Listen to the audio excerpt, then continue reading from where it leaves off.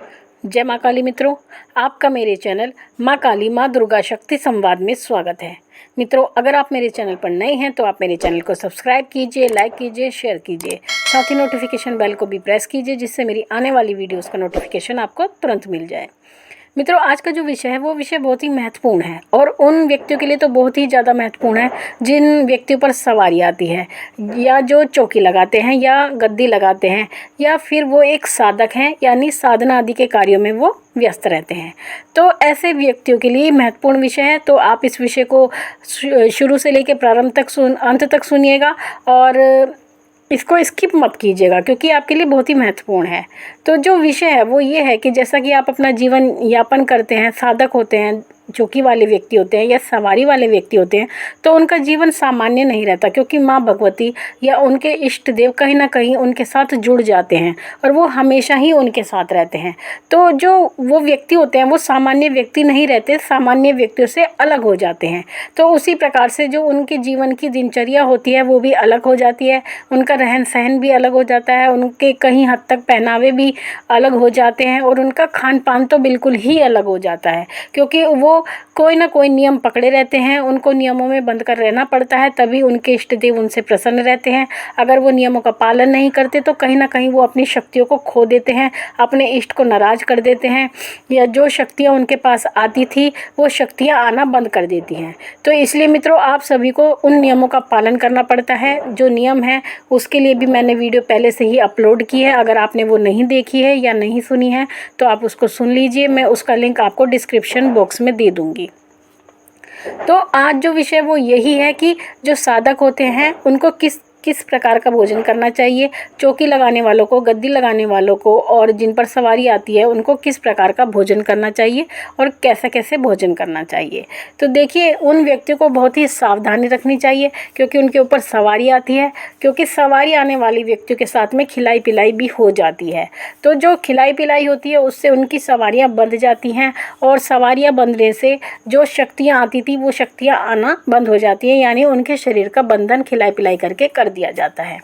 तो उसी में वो नियम, जो सबसे पहला नियम है, जिनके ऊपर सवारी आती है तो उनको भोजन के संबंध में बहुत सावधानी रखनी होती है। तो क्या, सबसे पहले तो आपको ये देखना है कि अगर आप किसी 13वीं में जाते हैं यानी किसी मृत्यु भोज में जाते हैं आप, तो मृत्यु भोज का जो भोजन होता है वो आपको नहीं करना होता है, क्योंकि मृत्यु भोज का भोजन जो होता है वो मृत व्यक्ति के मरने के कारण ही मतलब ये आयोजन होता है। तो जो इस तरह के व्यक्ति होते हैं उनके साथ अतृप्त आत्माएं उनके आसपास घूमती रहती हैं। तो जिनके पास शक्तियाँ होती हैं ऐसी आत्माएं उनसे आकर्षित होती हैं और अपनी मुक्ति की प्रार्थना करती हैं। तो अगर आप उस भोजन को कर लेते हैं तो जो मृत व्यक्ति होता है, जिसके नाम का वो मृत्यु भोज होता है, वो कहीं ना कहीं आपके साथ जुड़ जाता है। तो ऐसे व्यक्तियों को मृत्यु भोज से बचना चाहिए, 13वीं के भोजन से बचना चाहिए। और जो लोग बालाजी दरबार से जुड़े हैं उन लोगों के लिए तो ये विशेष नियम होता है कि उनको 13वीं का भोजन नहीं करना होता। दूसरा जो नियम होता है, महत्वपूर्ण नियम होता है कि जो आपके इष्ट देव होते हैं सभी सात्विक शक्तियाँ होती हैं, शुद्ध शक्तियाँ होती हैं। तो ऐसे व्यक्तियों को लहसुन प्याज के सेवन से भी बचना चाहिए। और जिन लोगों पर सवारी आती है, गद्दी धारण किए रखते हैं और जो साधक होते हैं, ऐसे व्यक्तियों को किसी भी मासिक धर्म वाली स्त्री के भोजन मासिक धर्म वाली स्त्रियों के हाथ के भोजन से बचना चाहिए। यानी जो मासिक धर्म वाली स्त्रियां हैं उनके हाथ का जो बना भोजन होता है उसको बिल्कुल भी नहीं खाना चाहिए। लेकिन आज की परिस्थिति ऐसी है कि आज के समय में एकाकी परिवार हैं तो ऐसा संभव नहीं होता। तो लेकिन फिर भी मैं आपसे यही कहूँगी कि आप प्रयास करें कि इस प्रकार के भोजन से आप बचें।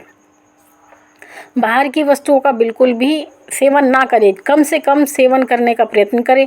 अगर सेवन करना चाहते हैं तो शुद्ध सात्विक भोजन का सेवन करें, क्योंकि वहाँ पर आप पता नहीं कितनी अशुद्धता होती है, कोई व्यक्ति किस प्रकार से भोजन तैयार करता है। तो इस कारण से ही अशुद्ध भोजन से आपको बचना चाहिए। साथ ही आपको सूतक और पातक के भोजन से भी बचना चाहिए, क्योंकि जो सूतक और पातक की स्थिति होती है वो अशुद्धि की स्थिति होती है और अशुद्धि के भोजन से ही एक साधक को और एक चौकी वाले व्यक्ति को बचना होता है। और जिन पर सवारियां आती हैं उनको भी इनसे बचना होता है। भंडारे के भोजन से आपको बचना चाहिए, क्योंकि जो भंडारे का भोजन होता है, कई बार वो भोजन ये नहीं कि वो मनोकामना का ही भोजन हो, यानी जिनकी मनोकामना पूर्ति है वो लोग भंडारा भी करते हैं, लेकिन जिनको परेशानियां भी कहीं ना कहीं होती है वो लोग भी भंडारा करते हैं। यानी आपके ऊपर कोई किया कराया होता है या कुछ भी होता है, तो उनको कुछ साधक होते हैं या दरबार वाले भी होते हैं, चौकी वाले भी होते हैं, तो उनको कुछ उपाय बता देते हैं। उपाय के रूप में वो भंडारा भी बता देते हैं कि गरीबों को भोजन कराओ, आपकी ये परेशानी कम हो जाएगी। तो जो भंडारा होता है, वो भंडारे का क्या अर्थ होता है, जो परेशानी होती है वो परेशानी भंडारे के रूप में जितने व्यक्ति भोजन करते हैं उन सबको थोड़ी थोड़ी करके बांट दी जाती है। तो वही जो आप भोजन करते हैं, तो वो जो परेशानी है उसके जो है आप भी भागी हो जाते हैं। तो इसलिए आपको वो भंडारे का भोजन भी नहीं करना चाहिए। सड़क पर बट रहे किसी भी प्रकार के भोजन का सेवन ना करें, क्योंकि वो भोजन किसी का उतारा भी हो सकता है, वो किसी के संकट के कारण भी बट सकता है, या किसी के रोग के कारण भी बट सकता है, ग्रह दोष के कारण भी बट सकता है। जैसे कि बृहस्पति का होता है, तो बृहस्पति का अगर भंडारा जो लगाया जाता है, बृहस्पति के कारण जो भोग दिया जाता है, वो बहुत ही कहते हैं वो होता है, कैसे मतलब आपको कहीं ना कहीं कष्ट देता है। जो भार होता है उनका ग्रहों का, वो आपके ऊपर आने लगता है। किसी भी ग्रह का द्वारा जो भंडारा लगाया जाता है, उसके ग्रह का जो भार होता है, दोष होता है, वो आपके ऊपर आता है। इसलिए आपको इस प्रकार के भोजन से भी बचना चाहिए। आपको विशेष रूप से ध्यान रखना है कि जो सफ़ेद मिठाई होती है, आपको उसके सेवन से बचना चाहिए। और उस सेवन भी किस प्रकार से, आप स्वयं खरीद के खा सकते हैं।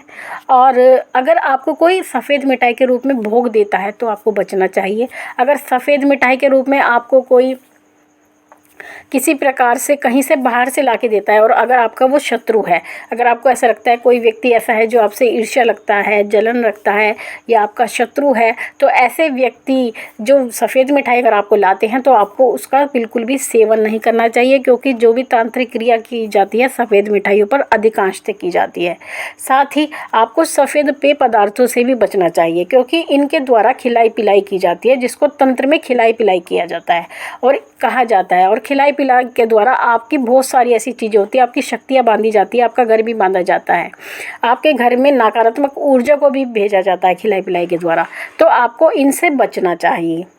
साथ ही आपको किसी व्यक्ति के द्वारा दी गई लौंग, इलायची आदि से बचना चाहिए। यानी अगर आपको खाने को लौंग देता है या इलायची देता है तो आपको उसके सेवन से बचना चाहिए, क्योंकि ये भी तंत्र की वस्तु हैं, इन पर भी तंत्र करके दिया जाता है। तो जो सात्विक व्यक्ति होते हैं, साधक होते हैं, चौकी वाले होते हैं, उनको इनसे बचना चाहिए। साथ ही जिनके ऊपर सवारियाँ आती हैं, चौकी वाले हैं, साधक वाले हैं, उनको अंडे के सेवन से, मांस के सेवन से बचना चाहिए। उनको मदिरा का सेवन बिल्कुल नहीं करना चाहिए, क्योंकि शक्तियाँ शुद्ध और सात्विक रूप में चलती है। लेकिन जो तामसिक हैं, अघोरी हैं, या किसी प्रकार का तंत्र का मतलब साधना करते हैं, अगर उनके गुरु द्वारा आज्ञा है तो वो सेवन कर सकते हैं। लेकिन जो सात्विक गद्दी चलाते हैं, वैष्णव रूप में भी गद्दियाँ चलाते हैं, तो उनको तो बिल्कुल भी मदिरा के सेवन से बचना ही चाहिए। साथ ही अंतिम चीज़ जो आपको विशेष रूप से ध्यान रखनी है कि हर किसी के घर का भोजन नहीं करना है। अगर आप दरबार लगाते हैं, चौकी लगाते हैं, साधक है और सवारी वाली व्यक्ति हैं, तो आपको हर किसी के घर का भोजन नहीं करना चाहिए, क्योंकि भोजन में भी एक प्रकार की ऊर्जा होती है। भोजन जो घर में बनाया जाता है, जो उसकी कहते हैं जो उसका स्तोत्र होता है, पता नहीं वो किस स्तोत्र से वो धन कमा के लाता है, किस प्रकार से वो भोजन बनाया जाता है, तो वो पाप कर्म उस भोजन में जरूर आते हैं। अगर अच्छे कर्म से के पैसों से बनाया जाता है तो अच्छे कर्म आते हैं, बुरे कर्म के पैसों से बनाया जाता है तो बुरे कर्म आते हैं, और उसके भागी आप भी कहीं ना कहीं हो ही जाते हैं। लेकिन जो व्यक्ति सवारी वाले होते हैं, जो चौकी और गद्दियाँ चलाते हैं, तो उनकी आत्मा इतनी शुद्ध और पवित्र होती हैं, उनके ऊपर इस चीज़ का बहुत जल्दी प्रभाव आता है, तो उनको वो कहीं ना कहीं कष्ट देता है, परेशानी देता है। तो मैं आपसे बार बार यही कहती हूँ, जिन लोगों पर सवारी आती हैं, गद्दी लगाते हैं, चौकी लगाते हैं, या किसी प्रकार की साधना में वो लिप्त रहते हैं, तो ऐसे व्यक्ति सामान्य नहीं होते, तो आपका जीवन भी सामान्य नहीं रहता। आपको बंधनों में बंद कर रहना होता है। अगर आप बंधन में बंध के रहेंगे, नियमों का पालन करेंगे, तो तभी आपको शक्तियाँ प्राप्त होंगी, शक्ति आपसे प्रसन्न होगी। और मित्रों, बिना त्याग के व्यक्ति कुछ भी प्राप्त नहीं कर सकता, यही प्रकृति का नियम है। अगर आप त्याग कर सकते हैं तभी आप कुछ पा सकते हैं, अगर त्याग नहीं करेंगे तो आपको कुछ भी प्राप्त नहीं होगा। तो आशा करती हूँ मेरे द्वारा दी गई जानकारी आपको समझ में आई होगी। अब अपने सब्सक्राइबर का प्रश्न लेते हैं। सब्सक्राइबर है माँ दुर्गा माँ काली पवित्र सत्यवचन जी का। इन्होंने कहा है गुरु माँ दुर्गा और माँ काली एक ही हैं, तो फिर माता रानी को भोग प्रसाद और दिया अलग अलग क्यों निकाले जाते हैं? क्यों माता रानी की पूजा अलग अलग होती है, बताइए प्लीज़ गुरु माँ। जय माता दी। देखिए, आपने जो प्रश्न किया है प्रश्न बहुत महत्वपूर्ण है, लेकिन आप शायद ये बात नहीं जानते कि माँ दुर्गा माँ काली एक ही रूप हैं, लेकिन एक ही शक्ति के दो रूप हैं, लेकिन जो दोनों का व्यवहार है, जो तरीका है, वो दोनों का बिल्कुल अलग होता है। माँ दुर्गा वैष्णव रूप में चलती हैं और माँ काली तामसिक रूप में चलती हैं।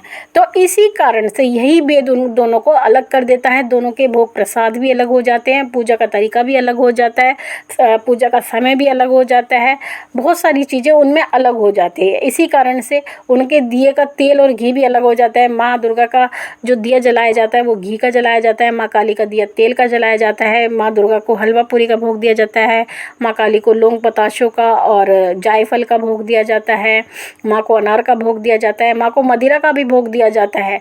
तो माँ भगवती माँ काली तामसिक रूप से चलती हैं, माँ दुर्गा सात्विक रूप से चलती हैं, वैष्णव रूप में चलती है। इस कारण से ही ये दोनों की जो क्रिया होती है वो अलग हो जाती है। तो आशा करती हूँ आपको ये उत्तर समझ में आया होगा। अब अगला प्रश्न लेते हैं। ये प्रश्न है राजेश कुमार जी का। गुरु माँ, अगर माँ काली और माँ दुर्गा की पूजा एक साथ प्रतिदिन करते हैं तो हम दोनों की अलग अलग ज्योत लगानी है या फिर एक ही ज्योत लगेगी, कृपया बताएं गुरु माँ।